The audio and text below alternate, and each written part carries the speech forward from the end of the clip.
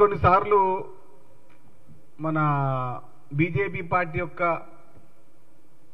అంటే అలవాకలు అది మన అలవాట్లు బీఆర్ఎస్ పార్టీ స్పష్టంగా తీసుకున్నది. ప్రతి మాట వారు చెప్పే ప్రతి మాట అబద్ధమే అయినా కూడా దాన్ని నిజం చేయాలని చెప్పి బీఆర్ఎస్ పార్టీ సోషల్ మీడియా పడుతున్న కష్టాలు అన్నీ ఇన్ని కావు. ఓ చిన్న ఎగ్జాంపుల్ మీకు చూపిస్తాను.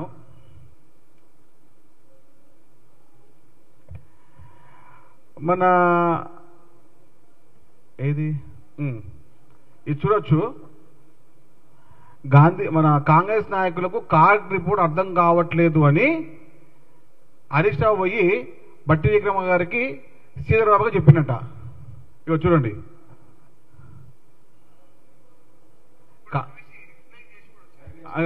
ఇక చూడు, ఆయన పోయి కలిసిండు, ఆయన సీతకెళ్ళి ఒకసారి బట్టి గారు కలిసిండు, ఆయన గౌరవంగా కలిసిండు. కలిసినప్పుడు ఏం చేసిరు వీళ్ళు, ఈ దుర్మార్గులు దగ్గరికి కాగ్ రిపోర్టు ఉప ముఖ్యమంత్రి బట్టి గారికి అర్థం కావట్లేదు, అదేవిధంగా మంత్రివర్యులు శ్రీధర్ బాబు గారు అర్థం కావని చెప్పి పెట్టిరు సోషల్ మీడియాలో. అరే ఏం బతుకులరా మీవి, అసలు బతుకులేనా అసలు మీవి? ఇంత చిల్లరగా తెలియదు మీరు.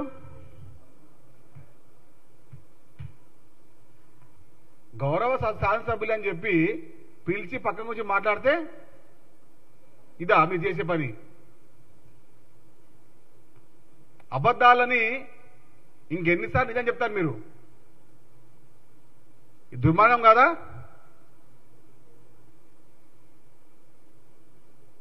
రాష్ట్రానికి పట్టిన శని ఏదో ఉందంటే అది బీఆర్ఎస్ నాయకులు మాత్రమే.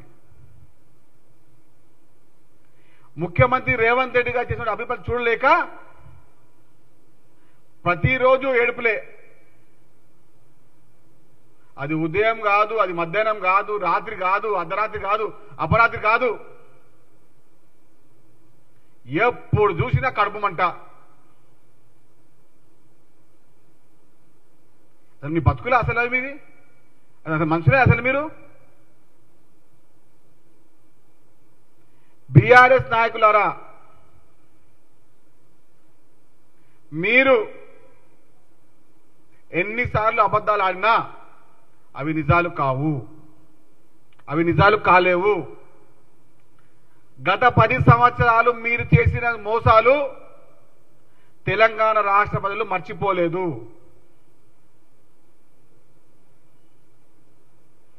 అహంకారంతో, అధికార మదంతో 2014 నుంచి 2023 వరకు బీఆర్ఎస్ నాయకులు తెలంగాణ రాష్ట్ర ప్రజల్ని అష్ట కష్టాలు పెట్టి, ఇబ్బందులు పెట్టి, రైతులకు సంకల్ని చేసి, అమరవీరుల కుటుంబాలను ఇబ్బంది పెట్టి ప్రతి విషయాన్ని తెలంగాణ రాష్ట్ర ప్రజలు మర్చిపోలేరు. అసెంబ్లీ సాక్షిగా అబద్ధాలు ఆడుతున్న హరీష్ రావు, కేటీఆర్ గారు మీలాంటి దుర్మార్గాన్ని తెలంగాణ రాష్ట్ర ప్రజలు ముందే గమనించారు.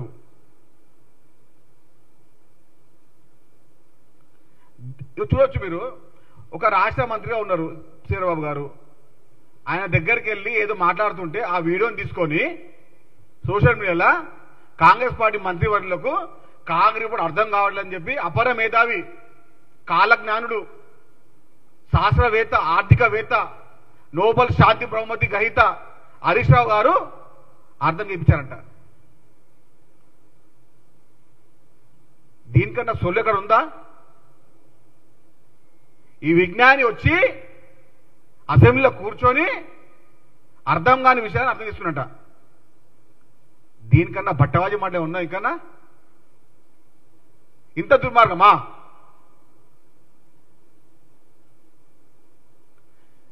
ముఖ్యమంత్రి రేవంత్ రెడ్డి గారు చేస్తున్న అభివృద్ధి పనులు చూసి ఓర్వలేక ఈ సిరిసిల్ల, ఈ సిద్దిపేట దొంగలు ఇద్దరు సిరిసిల్ల సిద్దిపేట దొంగలు ఈ శాసనసభ్యులు ఇద్దరు అటు చేరుకొని చెప్పిన ప్రతి మాటని అబద్ధమైన ప్రతి మాటని నిజం చేయాలని వాడుకున్నట్టు ఒకటి తపన వారి యొక్క కుట్రలు సాక్షాత్ మనకు కనబడతా ఉన్నాయి. అసలు మీ బతుకులే అసలు మీది.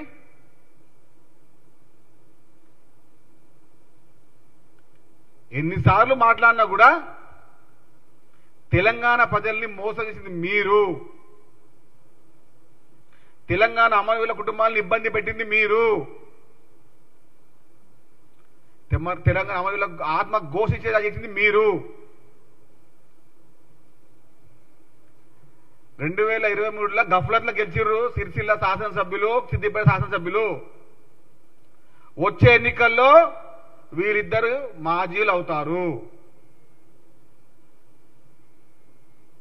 ఈ S1 ఈ S2 ఈ సిరిసిల్ల ఈ సిద్దిపేట శాసనసభ్యులు 2023లో గఫ్లత్లో గెలిచిర్రు. వచ్చే ఎన్నికల్లో వీరు మాజీలు కావడం ఖాయం.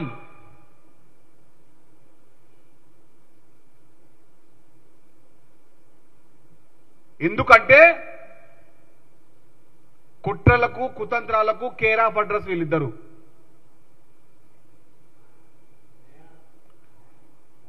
రాష్ట్రంలో ప్రతిపక్ష పాత్రని పోషించకుండా బీజేపీ పార్టీకి అమ్ముడు పోయి ఇప్పుడు మోసాలు చేసిన వీళ్ళే లేని మీసాలను మెలేస్తా ఉన్నారు. గత 10 సంవత్సరాలు మోసాలు చేసి ఇప్పుడు మీసాలు మెలేస్తా ఉన్నారు. తెలంగాణ ప్రజలు మీలాంటి దుర్మార్గుల్ని ప్రతిపక్ష పాత్రల్లో కూర్చోబెట్టడానికే ఇంకా 10 ఏళ్లు సిద్ధంగా ఉన్నారు.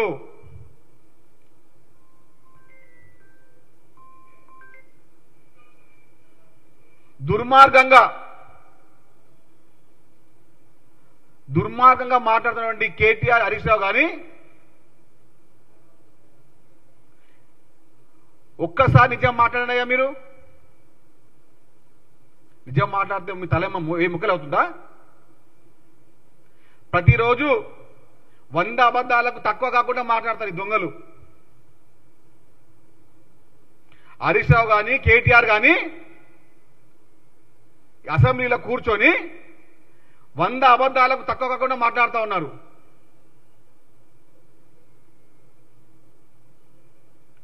తెలంగాణకు పట్టిన శని ఎవరనంటే ఈ బీఆర్ఎస్ నాయకులే. ఆ సిరిసిల్ల, ఆ సిద్దిపేట.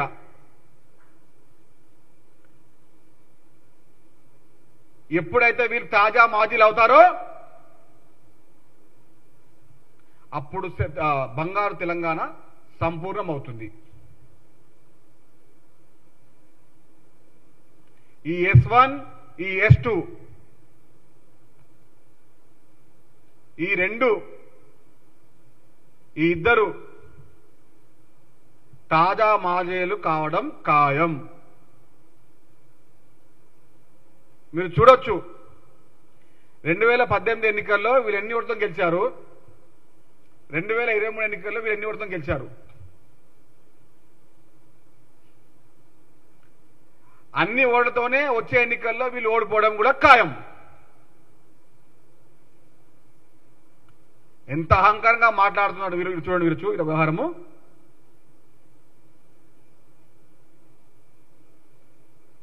తెలంగాణ రాష్ట్ర ప్రజలు బీఆర్ఎస్ పార్టీని, బీఆర్ఎస్ నాయకులని తిరస్కరించారు. 100 గోతుల్లోకి నెట్టేశారు. 100 గోతులు పూచి పాతి పెట్టేశారు. ఇంకా అహంకారంగా మాట్లాడితే ఆ 100 గోతులు 1000 గోతులు అవుతాయి. Subscribe us and press the bell icon for more interesting updates.